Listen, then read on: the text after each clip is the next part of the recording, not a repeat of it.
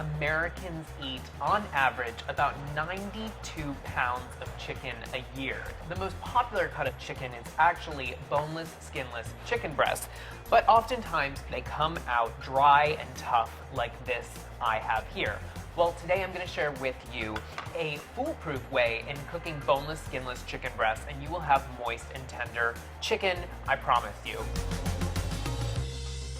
I have two boneless, skinless chicken breasts here, and I'm using smaller chicken breasts. These are about 5 ounces each. I prefer smaller because they cook at a more even rate, but if you have bigger chicken breasts, you might have to adapt this method slightly, and I'll tell you how. So I'm going to lightly drizzle the chicken with a little bit of neutral oil. I'm using a safflower oil here, something that doesn't have any flavor, and a good amount of coarse salt and freshly ground pepper. You know, before I was saying that I prefer using smaller chicken breasts. The smaller size really does help in cooking the chicken breast evenly. If you have something that's so thick, what happens is the high heat, it overcooks the outside of the chicken while the inside is still undercooked. So a smaller, thinner chicken breast will really cook nice and evenly and in a short amount of time.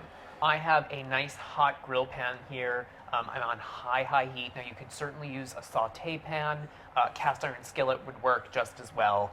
And now I'm going to place my chicken breasts right onto the grill pan, and we're going to cook these about 3 minutes per side for a 5-ounce chicken breast. You can rotate them slightly to get nice crosshatch marks on the chicken if you'd like. That would be halfway through, but I'm going to let these cook 3 minutes, and then we're going to flip them for another 3 minutes. So it's been about 3 minutes, and you can start to see that around the perimeter of the chicken breast, the meat is turning opaque. It's going from that pink translucent to more of a white opaque. Now it's telling you that it's almost ready to flip.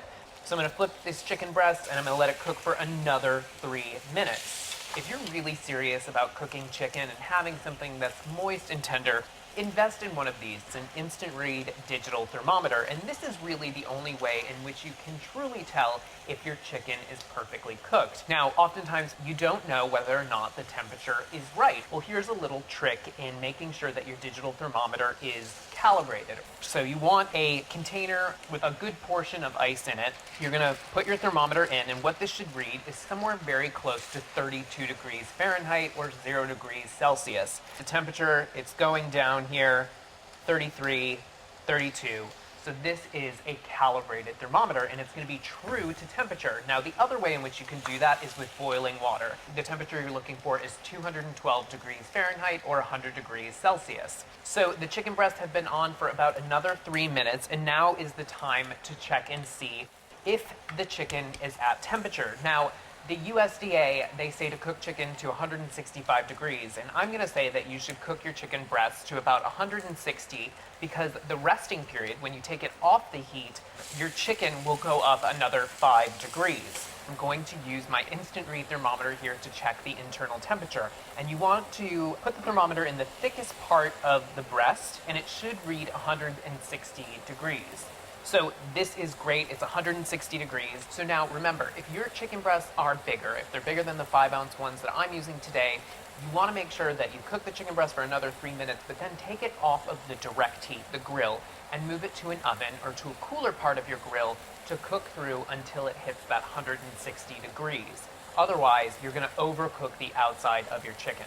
And now, the most important part, or one of the most important parts, is taking the chicken off of the heat and allowing it a few minutes to rest. So I'm just going to put the chicken breast right here on my cutting board, take a piece of tin foil and lightly cover them so they don't cool down completely. You don't want cold chicken, but you do want to give this about 3 to 4 minutes to rest. So all of those wonderful juices, they don't run out and leave you with something that's kind of dry. So let this rest. It's been 4 minutes. The chicken breasts have had time to rest, and the juices have redistributed throughout and cut on a bias for serving. Look at that. Look at how juicy and delectable this is. It's so simple to cook chicken correctly. You just need to invest in the right equipment, one of those great digital thermometers, and follow these tips. So there you go, guys. Enjoy.